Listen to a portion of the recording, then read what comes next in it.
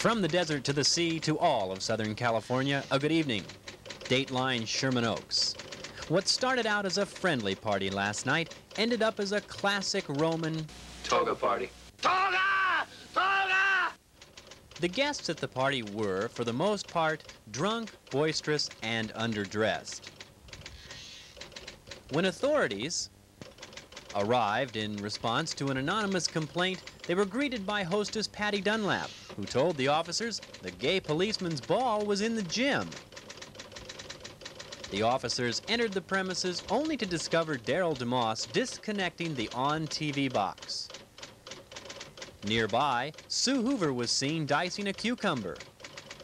Of course, she was immediately arrested, along with her husband Dick, for violation of the Penal Code, Section 410B, Paragraph 2, which clearly states, no person shall knowingly fold, staple, or mutilate an unborn pickle. Doug Dunlap was so incensed at the officers' intrusion that he offered them a first-round draft choice as a bribe to leave the premises.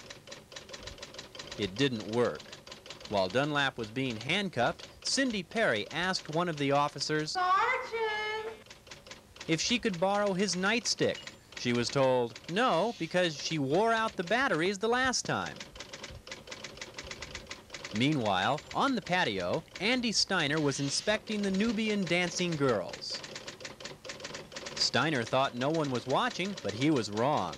He was being observed by Judy Silos, who stepped out of the shadows, looked Steiner straight in the eye, and said, no! Judy then went looking for her husband, Chris, but was horrified to discover that Chris was one of the Nubian dancing girls. Upon seeing his wife, Chris muttered, "God damn it! I should have worn my Carmen Miranda hat!" Just then, Steve and Esther Terrace walked into the room laughing loudly because the lewds just came on.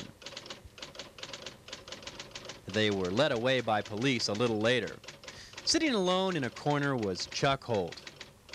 He was saddened by a recent Dodger loss and was heard mumbling, "Where's Walter Alston when you need him?"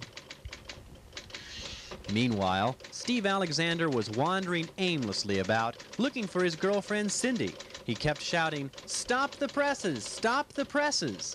When he finally found her, the first thing he did was fold her in three and put a rubber band around her.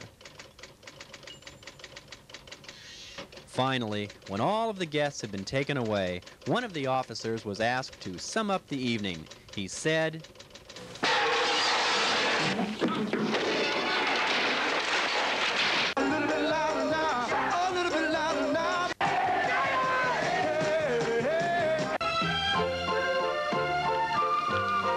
Unbelievable.